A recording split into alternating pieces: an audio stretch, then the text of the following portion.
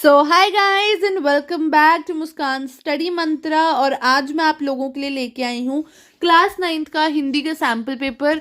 इस पेपर का फॉर्मेट भी आपको सेम ही रहेगा क्योंकि सीबीएसई की तरफ से फॉर्मेट निकला हुआ है, तो जो फॉर्मेट सीबीएसई देती है वही फॉर्मेट आता है। अब देखो, जितना मैं इंडिया के स्टूडेंट्स को जानती हूँ और जितने स्टूडेंट्स के साथ मैं पढ़ चुकी हूँ और मैं पढ़ा चुकी हूँ, मेरे अकॉर्डिंगली हिंदी किसी की भी अच्छी नहीं है। बेसिक बोलने में हिंदी सबको आती है, लेकिन लिखते हुए मैक्सिमम मतलब 90% से ज्यादा students, I must say 95% of students spelling mistake करते हैं, ग्रामेटिकल एरर्स हो जाते हैं। और स्पेसिफिकली हिंदी किसी का भी फेवरेट सब्जेक्ट तो नहीं है मेरे हिसाब से। मुझे माइंड मत करना अगर किसी का हो या किसी की हिंदी एक्सेप्शनली अच्छी हो, लेकिन मैं पर्सनल एक्सपीरियंस से बता रही हूँ कि जितना मैं जानती हूँ, हिंदी में बच्चे लैंग्वेजेस में मोस्टली ग्रामेटिकल एरर्स आ जाते हैं या फिर स्पेलिंग मिस्टेक्स हो जाती हैं, स्पेसिफिकली हिंदी, पंजाबी, संस्कृत जैसी लैंग्वेजेस में। तो मैं आपको ये नहीं बोलूंगी कि आप वैसा सेक्शन अटेम्प्ट करो इसके अंदर जो आपको बेस्ट आता है। ऑफ कोर्स अगर कोई ऐसा सेक्शन है जो आपको परफेक्टली आता है, make sure you do that. लेकिन मैं आपको बेसिक टिप ये दूंगी कि हिंदी का पेपर जो होता है वो इंग्लिश के कंपैरेटिवली ज्यादा लेंथी होता है।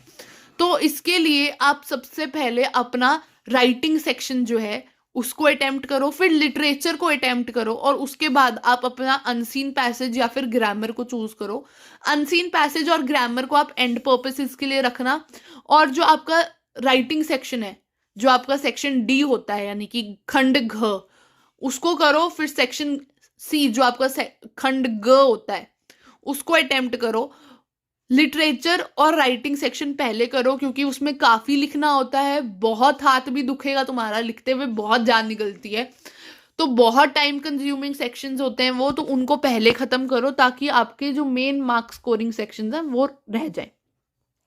ठीक है। अब इस पेपर में तुम्हारे 4 सेक्शंस हैं, खंड क, खंड ख, खंड ग और खंड घ।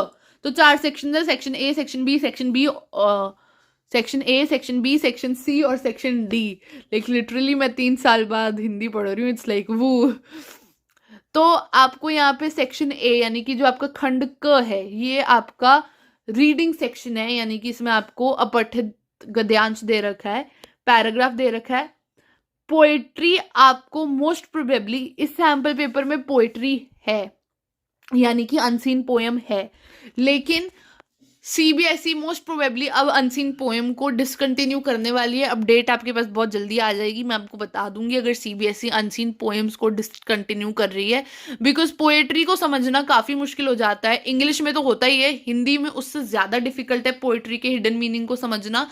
इसलिए अनसीन पैसेजेस ही कंटिन्यू होंगे मोस्ट प्रोबेबली। जहां पे आपको ये अनसीन पोएट्री आती है उसकी जगह आपको एक और अनसीन पैसेज आया करेगा।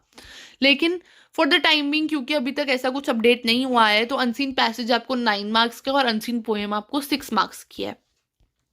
ठीक है। पोएट्री के अंदर आपको चॉइस भी अनसीन पोएम में यहाँ पे तो दे रखी है। उसके बाद सेक्शन बी आ जाता है खंड ख, जो आपका ग्रामर सेक्शन है। 15 मार्क्स की आपकी ग्रामर है। ग्रामर में आपको अलग अलग टॉपिक्स हैं, इसमें वर्ण विच्छेद है और उचित स्थान पर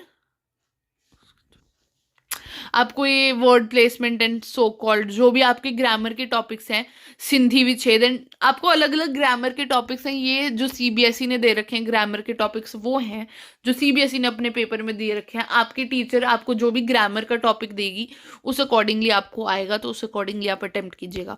ठीक है। फिर खंड ग आ जाता है, यानी कि सेक्शन सी। सेक्शन सी आपका लिटरेचर है, 25 मार्क्स का ये है आपका। इसमें आपको क्वेश्चन नंबर 8 दे रखा है जो 5 मार्क्स का है। इसके अंदर 3 सब पार्ट्स हैं, 2 क्वेश्चन 2 मार्क्स के हैं, एक क्वेश्चन 1 मार्क का है। फिर आपको आ जाता है क्वेश्चन नंबर 9 जो 5 मार्क्स का है और इसमें आपको चॉइस है। उसके बाद क्वेश्चन नंबर 10।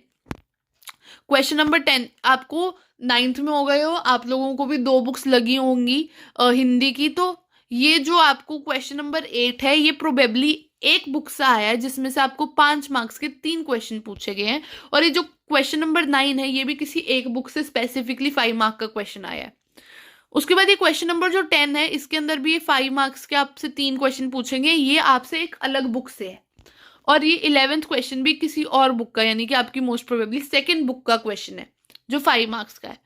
जैसे हमारे इंग्लिश में होते हैं बीहाइव और मूवमेंट्स में से आपको क्वेश्चन आते हैं सेग्रीगेट होके, लॉन्ग बी और शॉर्ट बी, इसमें भी वो सेग्रीगेशन है, ठीक है। उसके अलावा ये 12th क्वेश्चन है आपको यहाँ पे दे रखा है 3 मार्क्स का, और 13th क्वेश्चन आपको दे रखा है 2 मार्क्स का, ठीक है। 12th क्वेश्चन में भी आपके पास चॉइस है।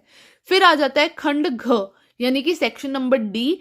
इसमें आपको 5 राइटिंग स्किल्स हैं, 5 writing skills, and they are very important. इसीलिए मैंने बोला था पहले आप लैंग्वेज को मत करना, रीडिंग को मत करना, पहले आप लिटरेचर और राइटिंग को करना, क्योंकि ये मार्क्स कैरिंग सेक्शंस हैं।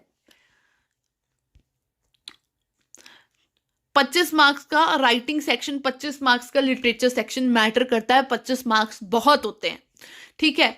तो सेक्शन डी में 14th क्वेश्चन आ जाता है। यहाँ पे आपको अनुच्छेद लिखना है, आपको 3 चॉइसेस हैं, यानी कि 3 ऑप्शंस दे रखे हैं, उसमें से किसी भी एक पे 5 मार्क्स का अनुच्छेद लिखना है। फिर आ जाता है क्वेश्चन नंबर 15। क्वेश्चन नंबर 15 में आपको लेटर राइटिंग का क्वेश्चन है और ये भी 5 मार्क्स का है। क्वेश्चन नंबर 16 आ जाता है जिसमें आपको पिक्चर डिस्क्रिप्शन है, यानी कि फोटो को देख के डिस्क्राइब करना है कि आपको इसमें क्या दिख रहा है। 5 मार्क्स का ये भी क्वेश्चन आ जाता है। इसमें आपको चॉइस भी दे रखी है, हर राइटिंग सेक्शन में आपको हर उसमें चॉइस है। हिंदी में एक बेनिफिट है, जो भी आपके 5 मार्क्स के क्वेश्चन आएंगे, चाहे वो राइटिंग में आए चाहे वो लिटरेचर में आए, आपको चॉइस जरूर दे रखी है। उसके अलावा 17th क्वेश्चन आ जाता है। 17th क्वेश्चन में डायलॉग राइटिंग है, यानी कि संवाद लेखन है, 2 बंदों के बीच में या 3 बंदों के बीच में आपको डायलॉग कॉन्वर्जेशन दिखानी है।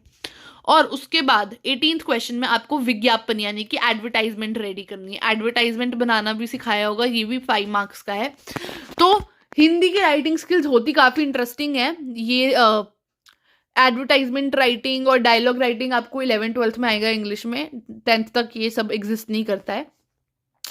तो ये हिंदी की राइटिंग स्किल्स होती काफी इंटरेस्टिंग है, लेकिन मार्क्स कैरिंग भी होती हैं।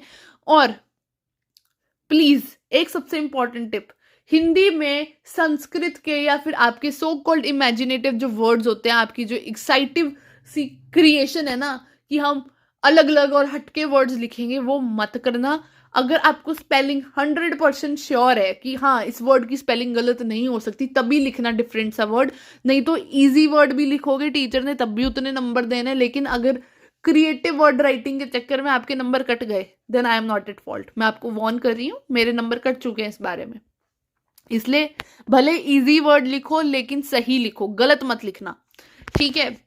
तो इसी के साथ ये वीडियो खत्म होती है। अगर आप लोगों को कोई भी डाउट हो तो मुझसे जरूर कमेंट्स करके पूछना। इस पेपर का लिंक मैं डिस्क्रिप्शन में दे दूंगी विद आंसर की, तो आप जाके चेक कर सकते हैं। और अगर आपको वीडियो अच्छी लगी हो तो लाइक कीजिएगा, शेयर कीजिएगा, चैनल को सब्सक्राइब करना मत भूलिएगा। टिल देन बाय बाय, जल्द मिलेंगे एक नई वीडियो के साथ। सी यू गाइस।